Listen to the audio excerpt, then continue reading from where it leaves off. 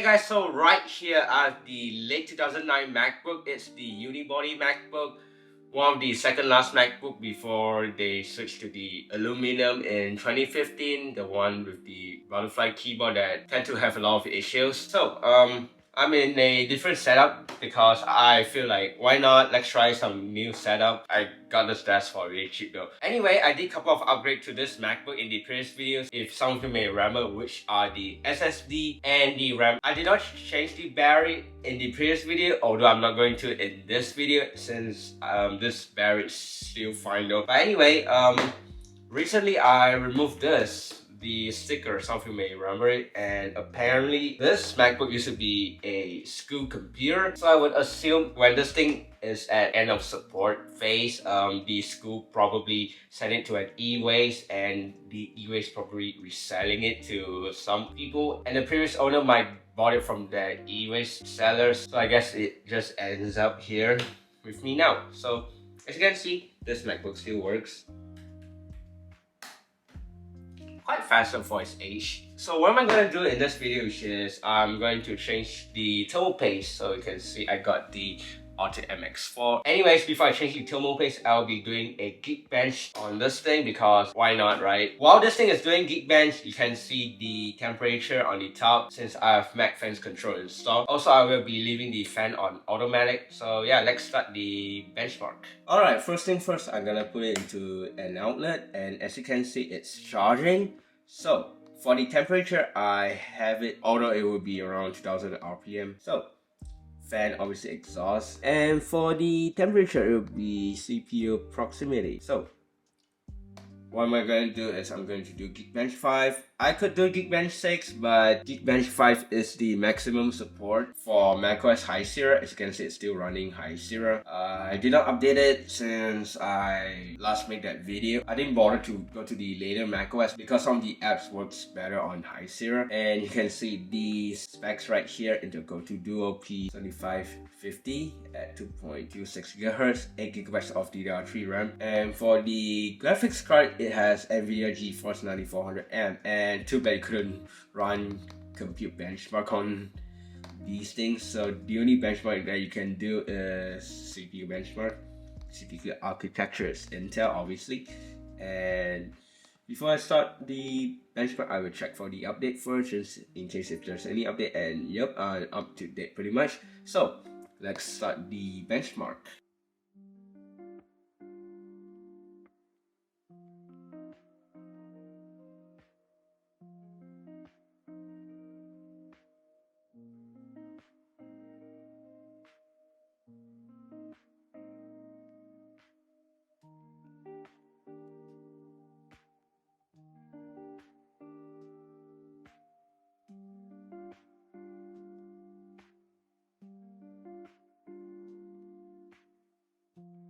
Alright, as you can see, the benchmark is finally done and it's at 70 degrees Celsius. It will be this much. So 278 and 490. I will screenshot that for reference for later. So basically, when you do a thermal paste changing on a old computer, you pretty much make the whole thing runs way cooler, as you know the old thermal paste is pretty much hardened while the new ones are still soft. So I guess it's time to change the thermal paste. So let's shut this thing down. Alright, so the MacBook is here. It's already shut down, and as you can see, the engraving, although it's a bit annoying, but you know what? Rest of the lid is in decent condition. It's not the worst. I thought it would be terrible, that's why they wrap it. But I guess they wrap it just because of this. So I'm gonna flip this thing, and you can see, yeah, it's been like almost a year. So that's how the condition looks like. I have my tool. So this is for the battery because I feel like I want to see how dirty it would be. And here's the screwdriver kit. Oh yeah, I forget. Q-tip. Cloth, I don't know, why not, right? And isopropyl alcohol. First thing first, I need Phillips screwdriver because there are 8 on the bottom. So let's unscrew it.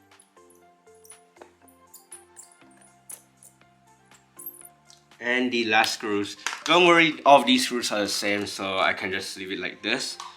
And here's the bottom. I haven't done anything much at all except I take this tab from the old hard drive. That's it. That's what I did. So Next up, which is, I'm just too lazy to change the bit as I got the screwdriver from my old MacBook battery. So there are 3 tri-wing and 3 Phillips. So I need to unscrew all of these.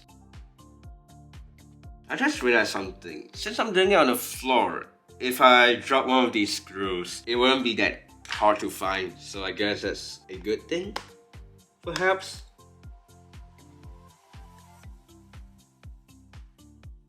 One last screw. I just want to see the bottom, see how dusty it would be.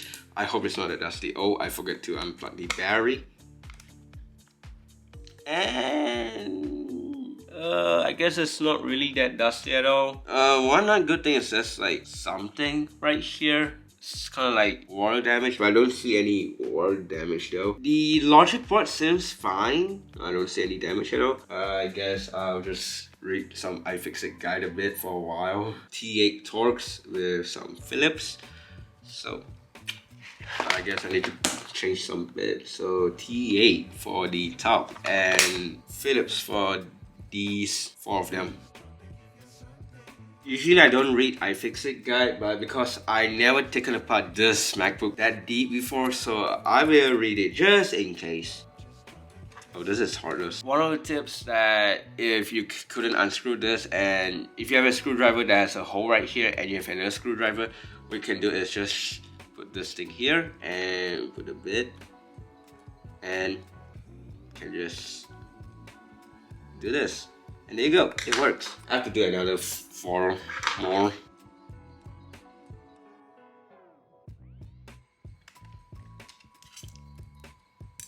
I don't know if this thing made out of plastic or aluminum because it sounds like metal but feels like plastic at the same time. I don't know. So this is for the Wi-Fi and Bluetooth. I need to unscrew 3 screws right here. So the fan, okay, it's not that bad though, but you know what, since I already taken it apart, I'll just clean it later on. Alright, so for the speaker, DVD, right speaker, and LED slip connector, trackpad. I can tell that this MacBook has never been taken apart that deep before, so I guess it's a good thing. And the bad thing at the same time, good thing, it's the original. Bad thing, the thermal paste isn't really that good. So next up, the keyboard, and I think I can just remove it. Yep, there we go. And then there's some more connectors right here. And then there's this one, which I might need some toolkit.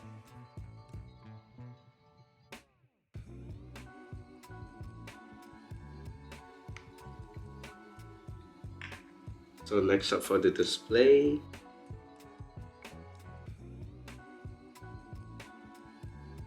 And there are some more Torx screws on the logic board. All of them are T6.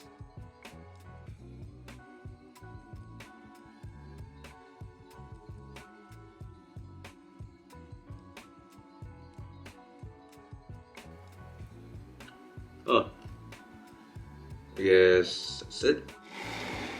Alright, so here's the bottom part of the logic board. As you can see, it's not really that bad though. Although there's like a couple of dust right here, probably from my dust.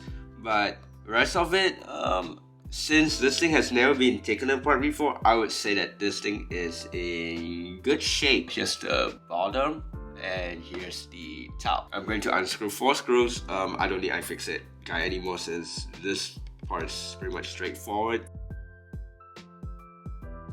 And the one last screw. So as you can see, the screw have some sort of spring. I guess that's cool. Anyway, let's remove this heatsink and oh, that's not good. That is not good for that graphics card. You can see how dry this thing is.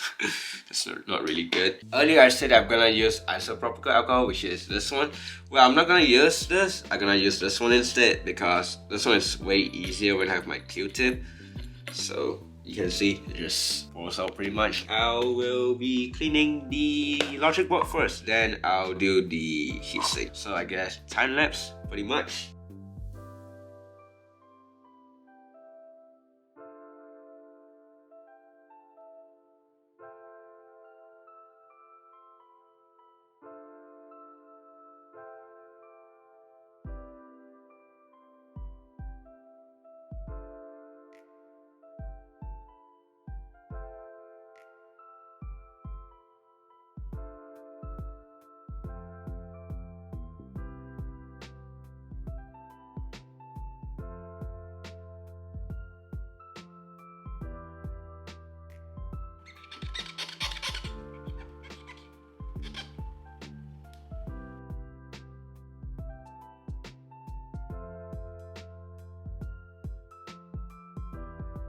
Alright, as you can see, here's the logic board, and you can see right here the Core 2 Duo and the 9400M. They are clean now, which is good. I'm surprised that it still runs without having some issue or overheat, really surprisingly, because I mean the thermal paste is really hard. If I do this a tiny bit, yeah, it's pretty much very hard. So the only way to get rid of it is just use isopropyl alcohol. Once again, I'm glad I'm doing the thermal paste changing. So yeah, let's do the thermal paste right now.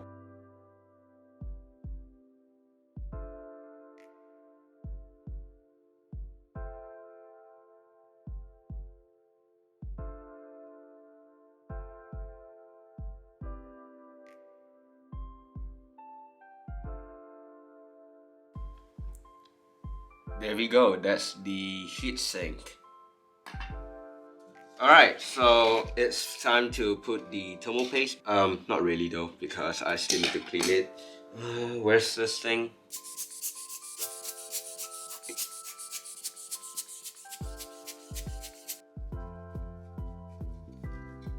Okay, there we go. It's perfect. I got the Otis MX-4.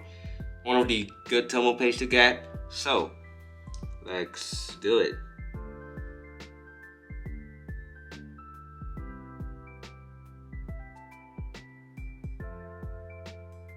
Okay, and the 9400M.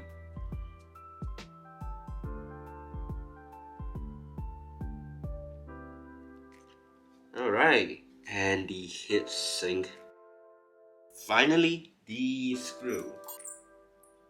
One of the advice I would say is that do not tighten them up first. Also put it like a, I don't know how to describe it, it's like this, something like that. And once you did this thing, you can tighten them up pretty much. One less screw.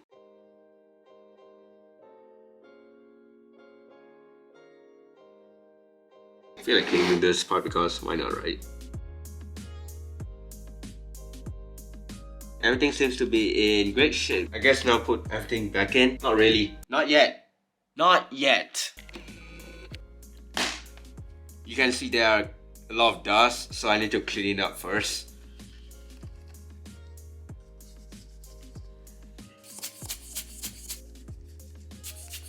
Alright, so logic board back in.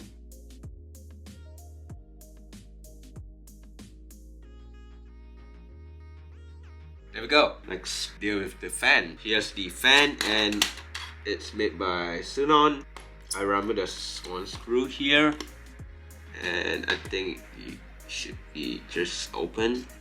There we go.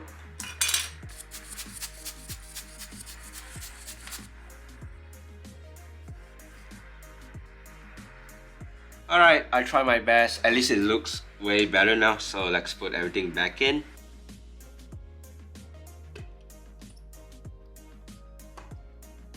There we go, that's the fan.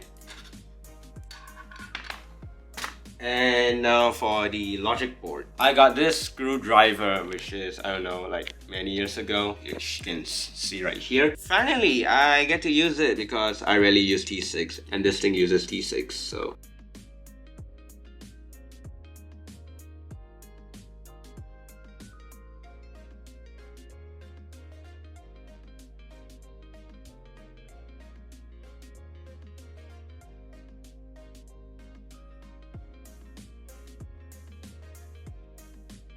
And one last screw.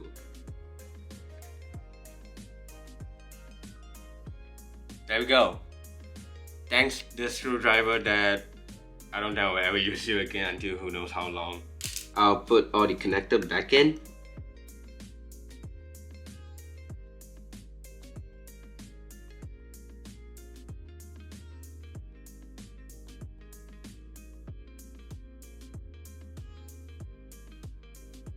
Now the fan.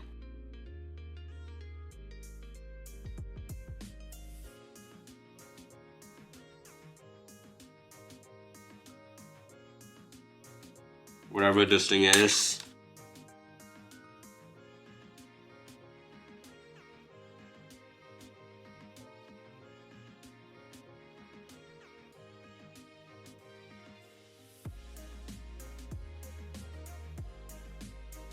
last but not least, the battery. Again, I say that there's some kind of like something earlier.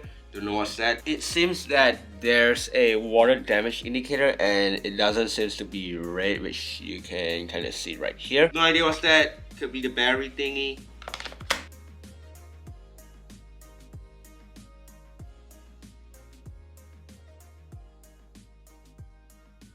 There we go, all these screws are in. Now I'm gonna clean this, but I'm gonna do a snap instead because it saves us a lot of time. There we go. I'm gonna put this back in. Did I plug in the battery? Nope, good thing I thought about that. See, this is why you shouldn't unscrew bottom screws. So I need to turn this thing on. Oh, it doesn't do the shine. That's strange. Don't know that's high Sierra thing or we'll see later.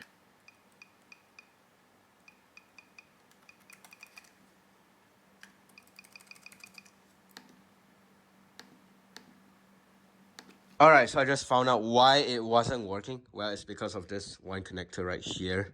Apparently, I forgot to put this connector. So, I hope it works this time. Alright, so I've put everything back in and hopefully it works this time. Fingers crossed. There we go. This is what it's supposed to do. And it's booting right up to macOS. There we go. It sounds normal this time. Let's try with some YouTube video, I guess.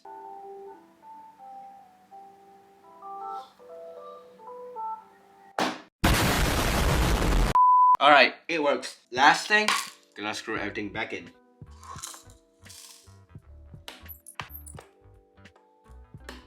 Alright, so here's the MacBook again. I have everything plugged in. You can see it's plugged in. Basically, it's at 38 degrees Celsius right now. It's on idle. I have nothing on. I'm gonna do Geekbench 5 again. Run CPU benchmark. Also, the fan is on automatic. So just to be fair, in addition, I feel like the benchmark will be higher since the CPU and the GPU cool down way better this time because, you know, obviously it has a fresh thermal paste. So yeah, let's wait for the benchmark to be done.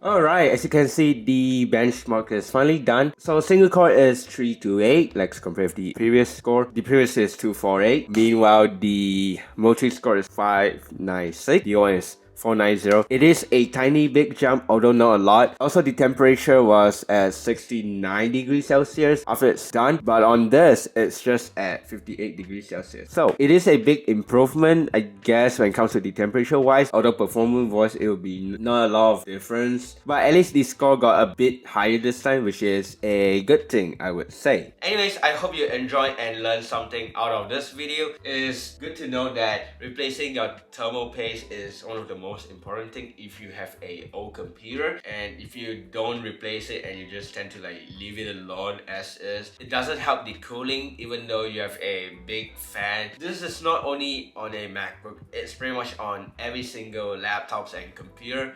So yeah, thanks for watching. Check out my other videos and bye.